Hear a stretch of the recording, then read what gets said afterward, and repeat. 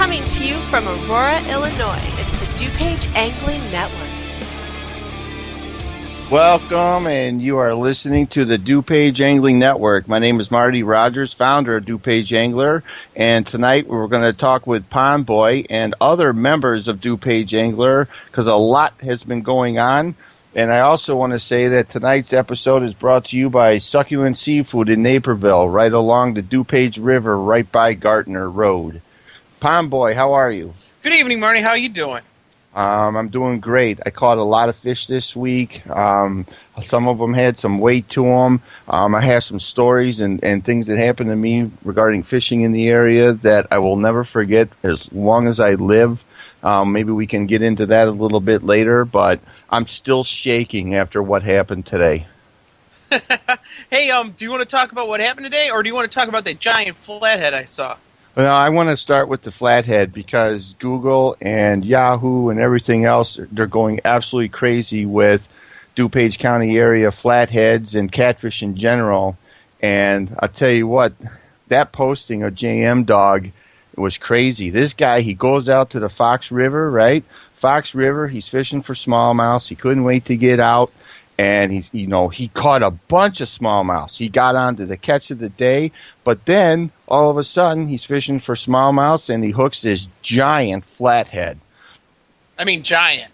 You know, that thing is huge. That looks like 17, 20 pounds almost. I mean, it's over 12. It's over 12 for sure. So it's I'd say between 12 and 15 pounds. Right. Okay. I exaggerate a little bit because I was excited. His head is bigger than his head.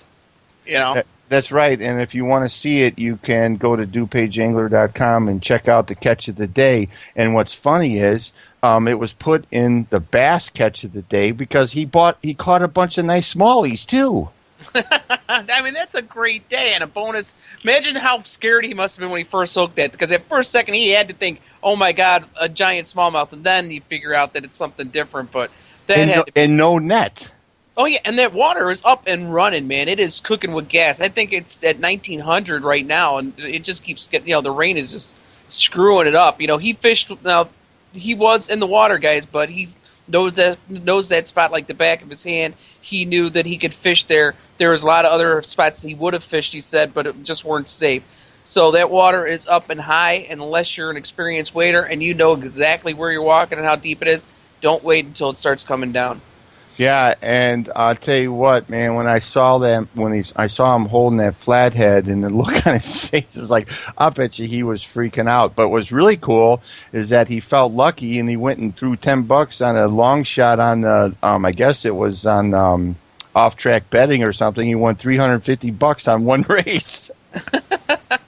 Yeah, I mean, he should have played a lottery ticket too. Same thing, Yeah, no kidding. But anyway, hats off to Jam Dog. Yeah, the horse was the ninth. The horse in the ninth was named Raining Catfish. So he threw $10 in honor of my catch, and he said he got he got $350, and that is a pretty damn good day. Oh my God! You know what? I still have goosebumps from seeing that. I mean, anyway, that's the kind of thing we're looking for. But we also want to let people know that even if you don't catch anything like that, but you had one hell of a good day, send them in anyway. And catches of the day of all types, sizes, shapes, and whatever. So yeah, we'd like to get your kids on there too. If you got, if your son caught his first fish or his first big fish, or your daughter, finally went fish with you, got a cute picture of her and a fish, send us to it with a story, and we might throw it up there for you. Yeah, it's support at DuPageAngler.com. And we also, don't forget that for kids, we do have the kids section that's working well now, too. So right, and anybody who wants to call in, we fixed our call in. You can call 630-447-9104,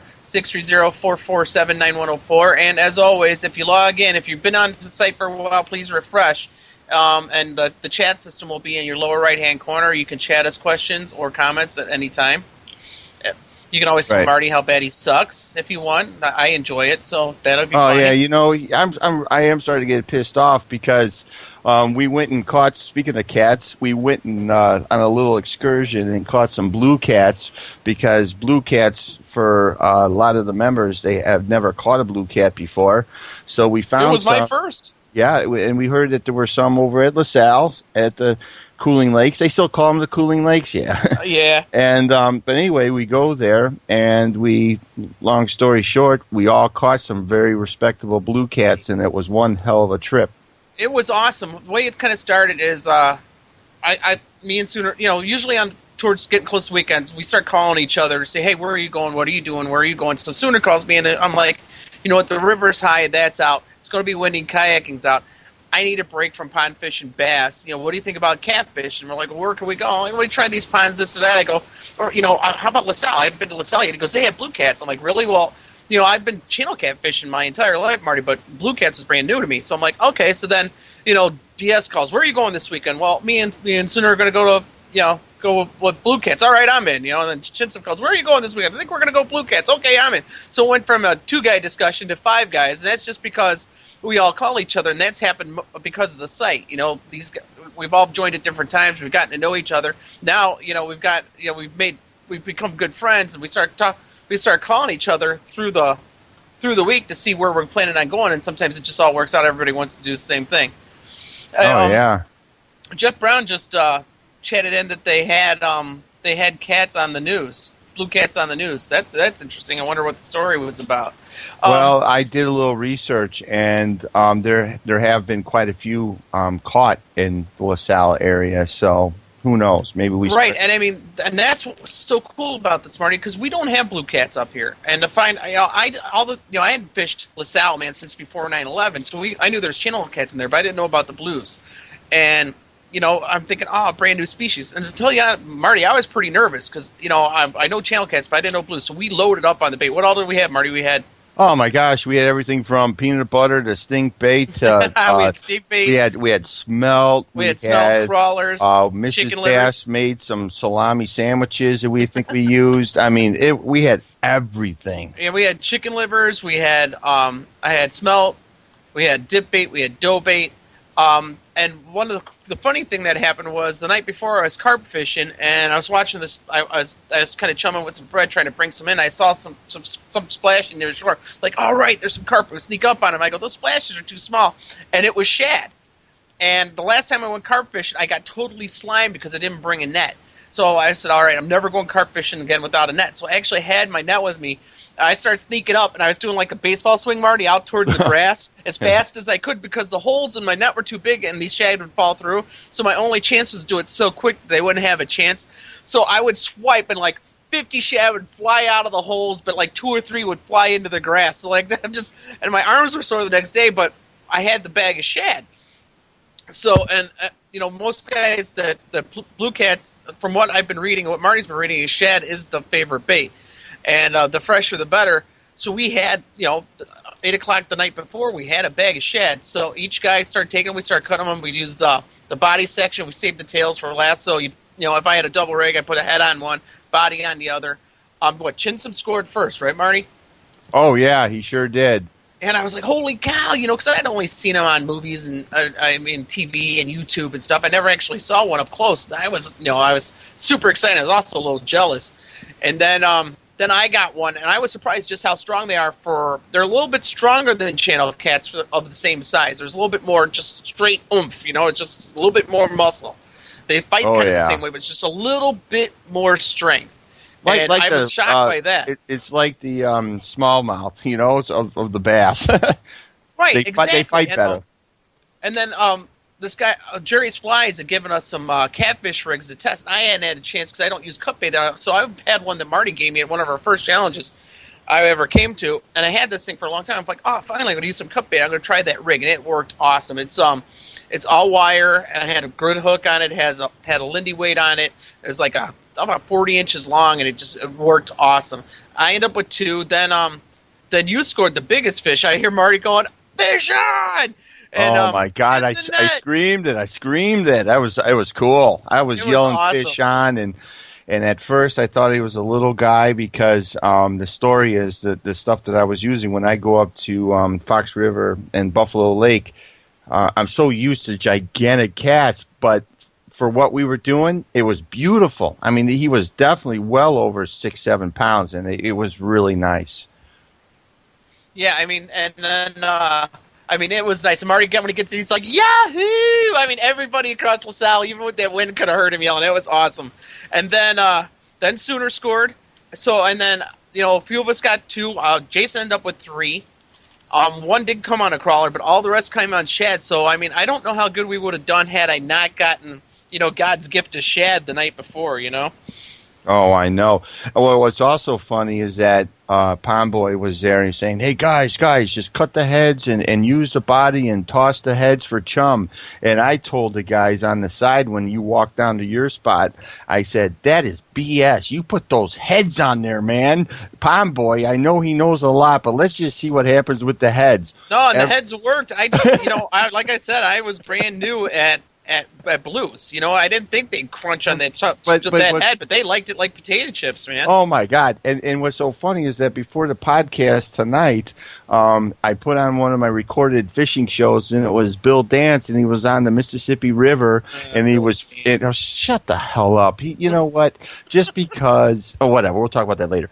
But he was on there, and he was catching some unbelievable blue cats on the Mississippi, and he had giant shad heads on as bait. I started laughing.